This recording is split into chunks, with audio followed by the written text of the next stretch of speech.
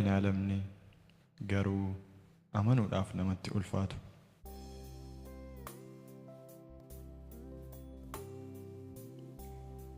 Addunyaan har'aa akkaataa kanaan boca dhabdee, daaraa gaddaa uffattee, maaqii sodaan haguugamtee, akkasumas sodaan keessatti wal horii taatee jirtu, uumama miidhagduu simboodhaaf jaalalli keessa guute akka turte quba qabnaa laata?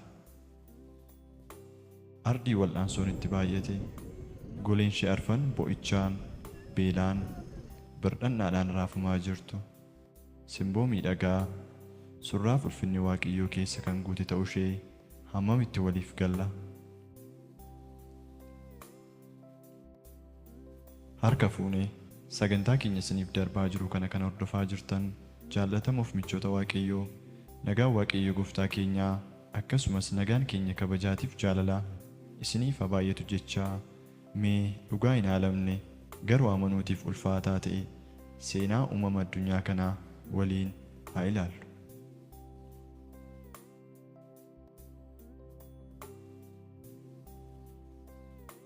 Akkuma ardiiwwan hin kufin jiranii simboo fi miidhaginaa jaalalliif ulfinni Waaqayyoo keessa kan guute boca qabeettii fi uumama miidhagduu turte.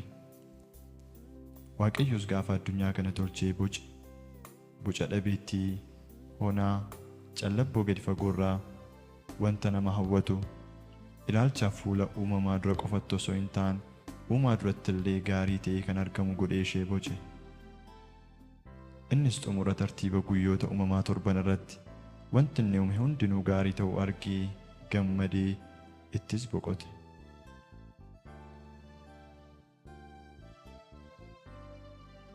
Magaalaan miidhagduu sanyii namaa jalqabaa kan ta'an Addaamii fi Hewaan keessa akka jiraataniif akkasumas akka kunuunsaniif gara ba'a biiftuutti kan argamtu Eden Gannetis turte.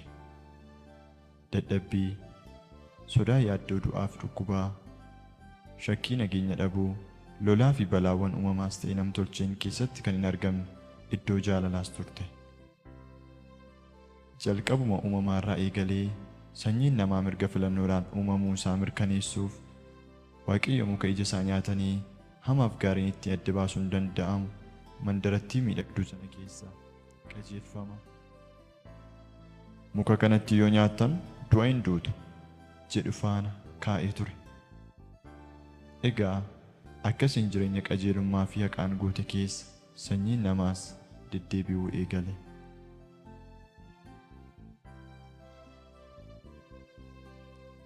Guyyoonni guyyoota darban irraa guyyaa gaafa dhaalan gammachuu bara baraan hin banne, nagaa hin boorofnee fi jaalala Waaqayyoo kan waliif dabarsan ta'anii uumaman. Ta'us garuu ergamaa barii hangafa ergamootaa muuziqeessaa sagalee halluu miidhagaa qabu urjii ibsituu isa ta'e Luusiferiin da'oo godhatee cubbuun uumamatti ol seene. Kan silaa argaadhaaf toltu dacheenis cubbuudhaan dirmammooftee faallaa uumama ishee jalqabaa bo'icha, wawwaannaa, gadda, du'aa fi ilmaan cubbuu maratti firoomte. Waggoota 4,350 fuula dura jalloonni dheekkamsa Waaqayyoo jalaa miliquuf olaantummaa isaanis addunyaatti agarsiisuuf hooggansa isaanii saamaa sana jala godhachuun gimbii Baabel ijaaruu eegalan. Seexannis injifannoo caalu waan argatetti fakkaate ture. Ta'us garuu dubbiin akka yaadaniif karoorsan osoo hin taane sanaan faallaa ta'e argame. Waaqayyos adeemsa sana hundumaa fashaleessuun kaayyoo isaanii humna dhabsiisuun karaatti hambise. Dheekkamsa achirraa maddeen sanyiin namaas wal dhageettii dhabuun qomoo qomootti wal qoqqoodee jiraachuu eegale. Dacheenis bu'aa cubbuu isa hadhaansaa ulfaatu dirqama dhamdhamaa jireenya itti fufuun alatti filannoo biraa hin arganne.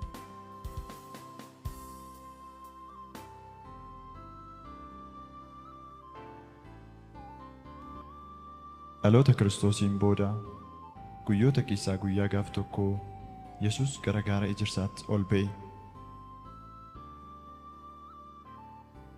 Bartoonnis gara isaa dhufanii, "Nutti himi, guyyaan kun yoom ta'a? Milikinni dhufa keetii kan dhuma barichaas maali? jedhan. Yesus immoo deebisee, homtinuu akka isin hin wallaalchifnetti akeekkadhaa. Baay'een ani Masiidha jechaa maqaa kootiin in dhufu. Namoota baay'ees wallaalchisu. Lolaa fi oduu lolaa dhaga'uuf jirtu. Akka hin naanetti ilaalladhaa. Kan akkasii kun ta'uun irra jira. Kun garuu ammallee dhuma isaa miti. Sabi saba irratti, mootummaanis mootummaa irratti in ka'a. Beelli, sochiin lafaas iddoo adda addaatti in ta'a. Wanti kun hundinuu garuu jalqaba ciniinsuuti. Yommus rakkinatti dabarsanii isin hin kennu, isin hin ajjeesu. Anaaf jettanii saba hundumaa biratti kan jibbamtan in taatu. Yeroo sanatti namoonni baay'een in gufatu, walii isaanis dabarsanii wal kennu, walis in jibbu. Raajonni sobduun baay'een in ka'u, namoota baay'ees wallaalchisu. Seera malee jiraachuu waan baay'ateef jaalalli namoota baay'ee gidduudhaa hin qabbanaa. Namni hamma dhumaatti jabaatee dhaabatu garuu in fayya. Saba hundumaatti akka dhugaa ba'uuf wangeelli mootummaa kun biyya lafaatti in lallabama. Kana booddees dhumni in dhufa jedhe.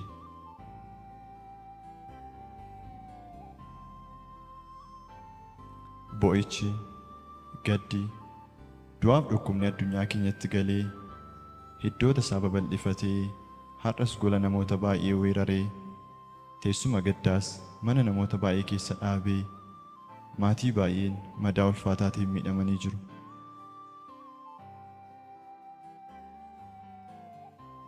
Haadholii baay'een daa'ima godhachuu isaaniitiif gammadanii osoo hin quufin duuti jalaa fudhatee kaasuun isaanii kan duwwaatti hafe lakkoofsa hin qaban. Abbootii hedduun ija irra godhatanii abdii kan irraa qaban dhaamsa du'a ilmaan isaanii dhaga'uun guyyaadhaa gara guyyaatti manniif mandarri namoota hedduu golgolaa'eera. Daa'imni haadha ishee du'aan of biraa dhabdee kaan immoo du'uuf jiraachuu ishee wallaaluudhaan akka wanta lubbuun jirtuutti harma haadha ishee duutee hootee ola deemtonni danuun abbaa fi haadha malee qofaatti hafaa kan jiran lakkoofsa hin qaban.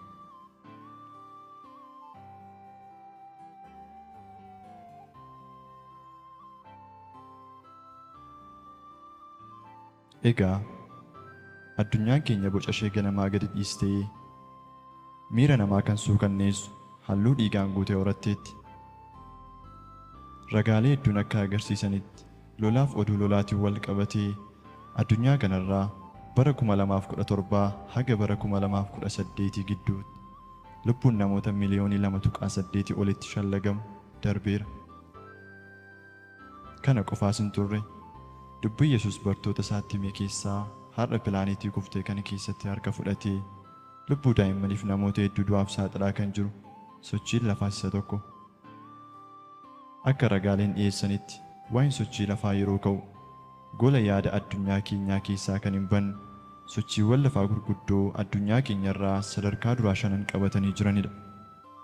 Isaanis bara 1960 Chiiliitti, bara 1964 immoo Alaaskaatti, akkasumas bara 2004 biyya Indoneeshiyaatti, bara 2011 Jaapaanitti kan mudate, sanatti aansuudhaan sadarkaa 5ffaa irratti kan argamu bara 1952 biyya Ruusiyaatti kan mudate sochiiwwan lafaa gurguddoo warroota addunyaa keenyarraa lubbuu hedduu galaafachuudhaan beekamanidha.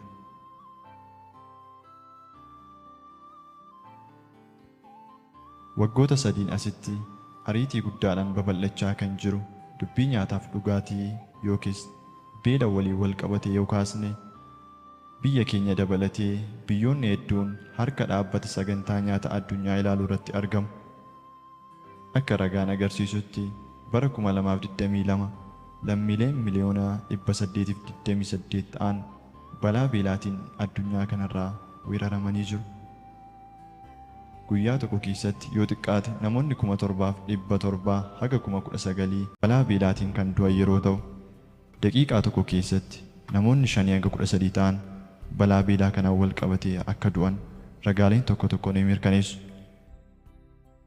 Kunis gara seenaa xumura addunyaa keenyaatti siqachaa akka jirru kan nutti agarsiisu yeroo ta'u, akeektuuwwan kennaman keessaas isa tokkodha.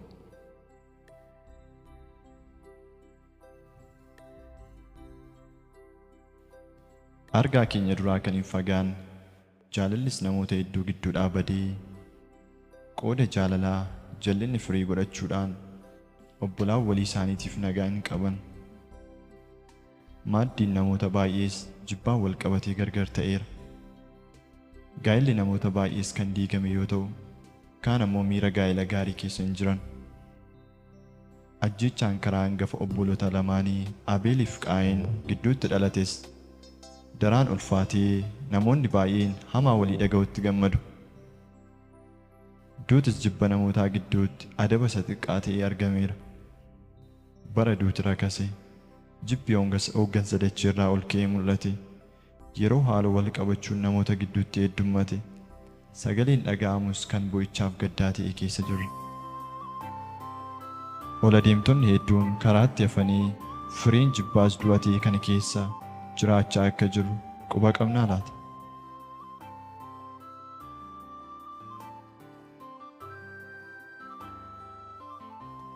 Dhoksaa macaafni qulqulluun nuuf kaa'e keessaa dubbii ijoo bara kanaa kan ta'e dubbatamaa jiru kan hin dagatamne tokkos ni jira.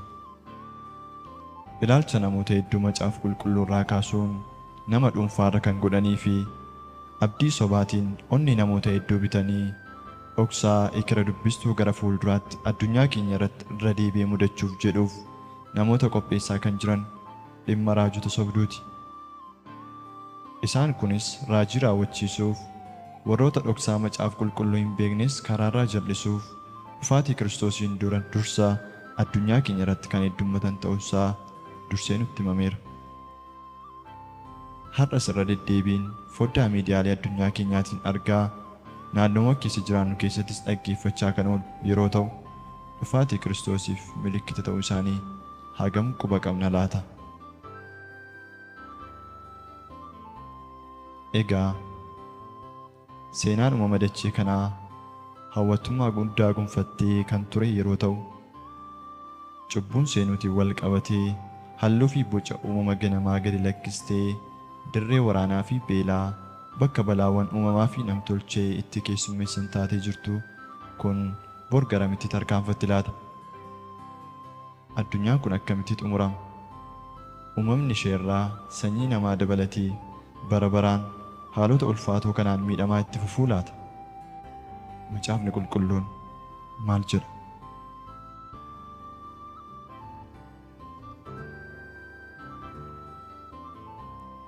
Guyyoota keessaa guyyaa gaaf tokkoo Yesus ergama isaa xumuree gara Abbaatti otoo hin bahin fuula dura jechoota abdiidhaan guutan waadaa seenee ture. Akkasis kan jedhu, mana abbaa koo keessa iddoon jireenyaa baay'eetu jira. Utuu inni hin jiru ta'ee isinitti nan himan ture. Iddoon jiru sanas isiniif qopheessuudhaaf nan adeema. Yommuun dhaqee iddoo sana isiniif qopheessus iddoodhuma ani jiraadhu isinis akka jiraattaniif deebi'ee dhufeetan gara ofii kootiitti isin fudhadha jedhe.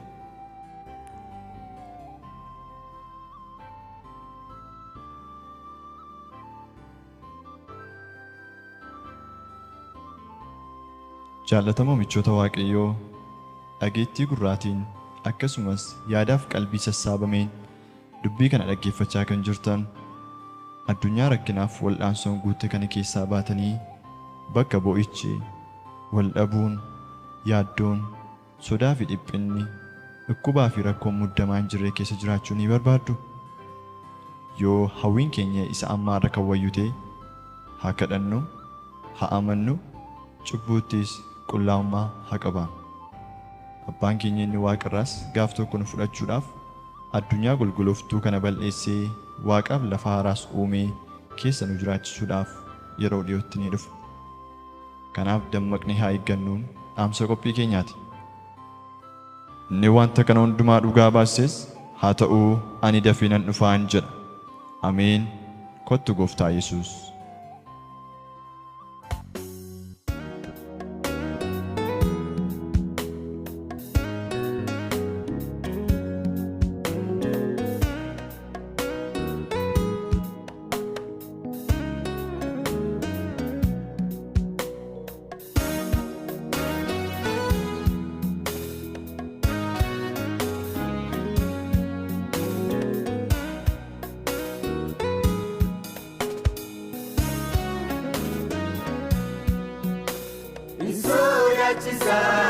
guyyaan Waaqayyoo inni dura dhaayichi gurguddaan addunyaatti dhufuudhaaf jira. Kan gubaa bineensicha fudhatanii nuuf galanii warra qulqulloota Waaqa keessaatti mul'atanii eenyurraa kan adda baafatee dhugaaf jiraatu mooticha saartiif samii uumee namni sodaatu. Gaaffii dacheen isaaf dhiyeessitu kan hin dhageenye Baabiloon keessa jiraachuudhaafis namni hin feene. Isa akkasitti namni mallattoo Gooftaa fudhatu qulqulloota samii keessa qooda qabaatu. Nama gubaa bineensa sana tasaan fudhanne Gooftaa wajjin hin jiraata jireenya hin dhumne.